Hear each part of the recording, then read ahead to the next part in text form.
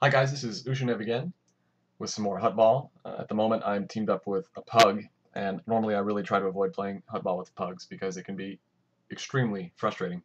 I was trying to coordinate a queue with a foursome, and unfortunately they wind up on the other team, so I kind of get the worst of both worlds here, going up against a skilled pre-made with an undergeared and honestly for the most part underskilled pug. There are a couple of notable exceptions on this team, and I will let you spot them for yourself.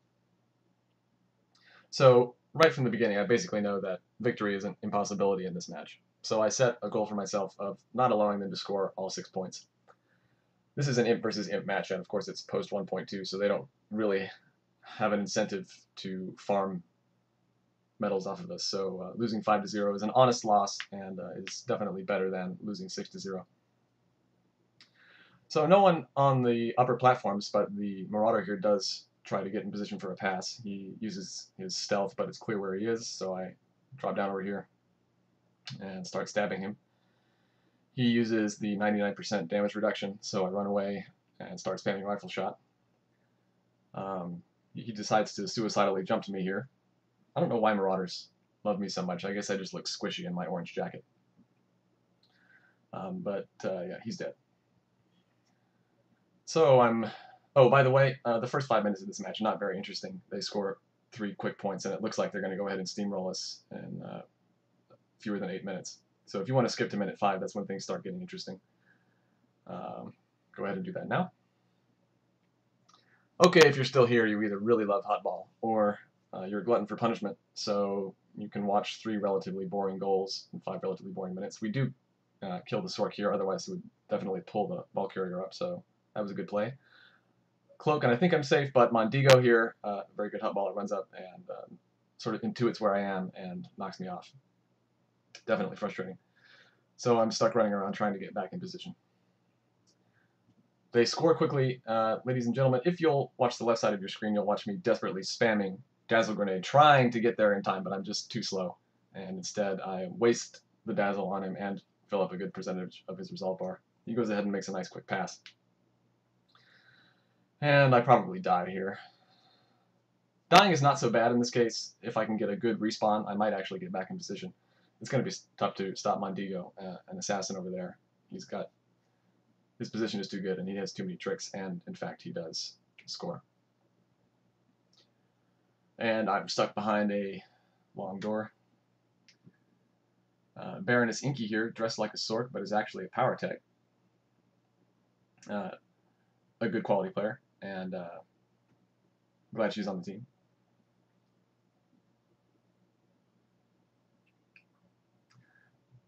Here I'm expecting to murder this Marauder again, but somebody pulls him back, and I didn't see who. I suspect Inky, I don't know for sure. Just a little flash of Mondigo running over their stealth, so it's good that she pulls him back. I probably wouldn't have been able to stop the Marauder with Mondigo also being there. So we're briefly on offense here, but our team is just out of position or dead, and we have no support at all. So running back on defense, trying to, instead of dropping down into mid there, I think it's important to note that I'm staying on the upper platform, which is a much better position to be in. Our best chance to stop them throughout the match is going to be on these fire pits. And the fire pit is the best place for the operative to strike, also the assassin, but certainly the operative, who can lock people down long enough that they get stuck in the fire, especially when they get careless. There's Mondigo. I'm a little bit late on the hidden strike, and I don't time this very well. I know he's going to pop a stun break, and I'm trying to time it right so that I root him right after he pops a stun break, but instead I give him a chance to get a 2-for-1, which is unfortunate. I'm in trouble enough before the Sork shows up and double teams me, so I'm going to die here. I do get a quick respawn. Thank God for small favors. And as you can see, there are just too many of them on our ledge here. And the tank gets pulled across the goal line. Notice I'm just leaving them there. There's not much point in trying to kill all of them. It's standing back in your end zone. It's just a good way to get stomped. Okay, those of you joining us at the 5-minute mark, here's where things start to get interesting. These guys get a little cocky, and they start getting careless, just trying to walk the ball across the fire pits over and over again. So you get to see the operative shine and kill a lot of them. Right there, I didn't think I got the pass off, but I actually did. So I was able to throw it away. You can see Mondigo and I in Mumble exchanging a few words there. Friendly words, don't worry. I do have another Huttball video where we're on the same team. We actually often play together on the same team, and he's a very strong player. I do manage to kill him a couple of times in fire, which I'm very proud of in this match.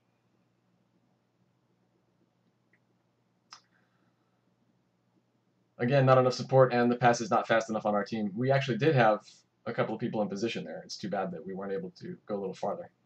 I popped super stealth there so he can't see me even though I'm right next to him. Turns out to not be effective. I was hoping he was going to run right over a hot plate. Here comes the highlight of the match. First of all, Mondigo gets careless. I stab him in the fire. That doesn't happen very often. Then I get pulled here. There's a series of increasingly unlikely events. I get pulled. I don't die. I still live. Here I get stunned. There's going to be a pass right here. Somehow I get the ball. You know what? We're going to have to go back to instant replay on that one. Let's get a review of that. Jimmy, can you roll the instant replay? So first, let's watch Mondigo die again on the fire because that's very satisfying. I get pulled here. The power tag actually rocket punches there. Somehow it misses, probably due to lag. And let's go ahead and freeze it right here. A lot happens at once. Now, this is a good pass, a valid pass. I am not closest to the center of that pass, and I'm also stunned. I should not be a valid target, but let's watch it in slow-mo. The stun gets broken literally probably less than a tenth of a second before the ball arrives. And it also puts lie to BioWare's insistence that being the closest to the middle of the pass is what determines who catches it. Because there were definitely one member of the other team, if not two, who were closer to the center of that pass than I was, and yet I still wind up with it. In my opinion, BioWare really does need to take a look at that algorithm that determines who's getting those close passes in Huttball. Because I was definitely not the closest there, and it's hard to blame it on lag in that case because none of us were moving around.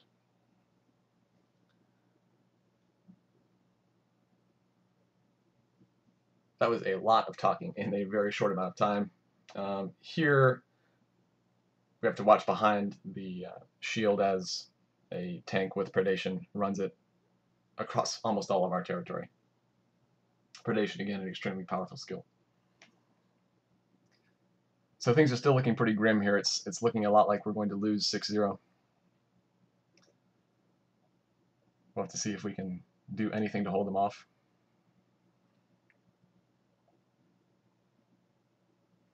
I follow the guy into the pit here. Not advisable. I think that I have enough burst that I can get him down. I wind up getting pulled at the last second there. I almost think that the power tech did me a favor there, pulling me up, because being in the pit is so out of position, especially as an operative. The Marauder cloaks here, but I know exactly where he is, so not the most effective cloak ever. I use the, again, super valuable flashbang there to grab the ball and actually take a step into their territory before I get stunned and eventually pulled back into the acid. And not a whole lot of support again. Here, I'm going to turn around in a second. You'll see Hoa is in position for a pass, but then runs into the middle there. Not advisable, especially because he's probably the squishiest person on the team. And you can see the health bar. He just gets burned down in a hurry and dies. He should have stayed up on the ledge.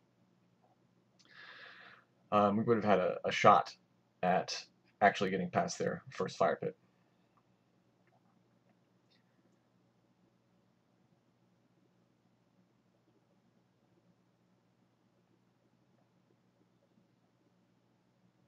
I get stunned here, but still cloaked, so I can be semi-useful. Inky gets a good pull, and then I believe that was Zeroth with a knockback. So we do manage to hold them off because of the incomplete pass. This is not advisable. The ball carrier is well shielded. Nakash, though, does make too quick of a pass there. There was a miscommunication, I guess. He could have held onto the ball. I wasn't going to kill him in the next 2 seconds. He stuns me here. That's the nerve of this guy. So he has to die, even though I have to burn a 2-minute cooldown. And here I'm going to, again, die quickly to that little pull into the acid thing. Come on. You look like a pup there. Don't do that. So I die again. But, again, held them off. Hopefully gave some of our team a chance to respawn. And here I get stuck behind a very long door.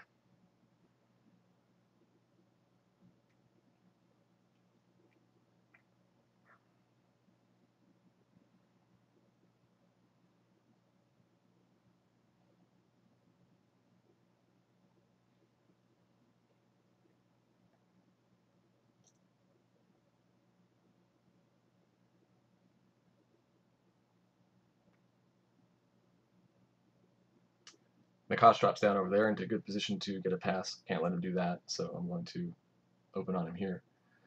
I get careless here and get in bad position. Nakash manages to get a knockback. Not much excuse for that. That was just really bad positioning on my part. The Sork knockback is not terribly strong, so if you can position yourself to where you've got some platform behind you, you are normally okay. The infinitely useful Dazzle Grenade there again. The Marauder goes ahead and uses his CC break. I guess when you're stopping the other team 5-0, you can be a little bit careless with your CC breaks. Looks like they're going to go ahead and score here, but the team comes through in the clutch, and we get a nice ragdoll explosion there.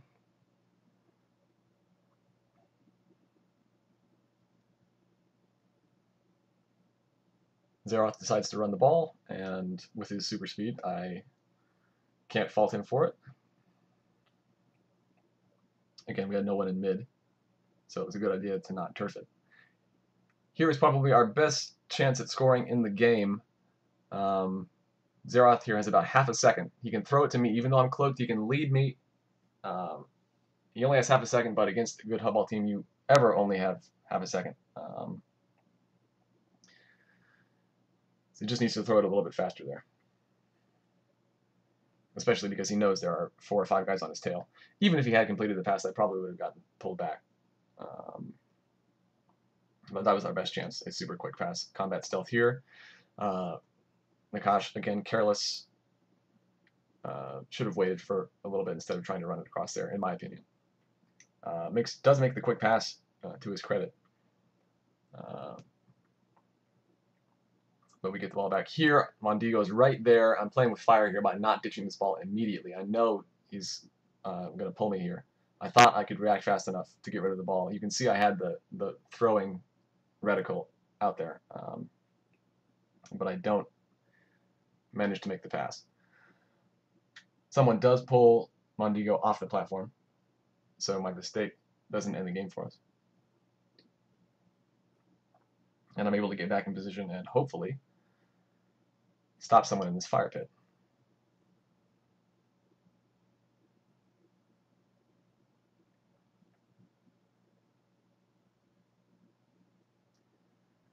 Again, it's easy in retrospect to say that this power tech should wait for a little more support instead of just walking across the fire pit. But he was shielded, and he's a power tech. He's got HP to burn. He's probably okay waiting for a little more support. He does type a very nice message in chat there. It says, "Hats off to you, Ushanev." So thank you, sir. I didn't manage to type anything back during the game. But it's always nice to keep the atmosphere friendly in a match, especially when it's imp versus imp. Here, Mondigo has to die for pulling me into the fire. Not a very good strategic decision, but yeah, he pretty much deserves it.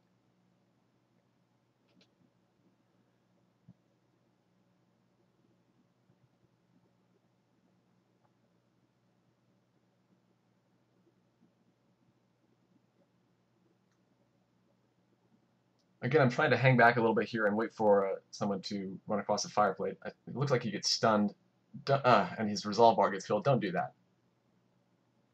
If you're watching this video, super important not to fill resolve bars when people are not on a fire pit. So instead of staying in the sort of scrum there at the bottom of the platform, I decided to run around and get in better position, and luckily for us, I do get the hidden strike, and you just won't die. You're kidding me. But there's something an assassin can't do. Shoot somebody with a gun. Yeah. Lightning is better. Fine. Not as satisfying, though. So what I'm trying to do here is just buy a little bit of time and run the clock out. Again, trying to accomplish my goal of not getting beat 6-0. So someone has put a tank shield on me, which is very nice, and I go ahead and ditch the ball. I had the opportunity to try to pass back, but with the game almost over, again, I'm decided better just to buy time.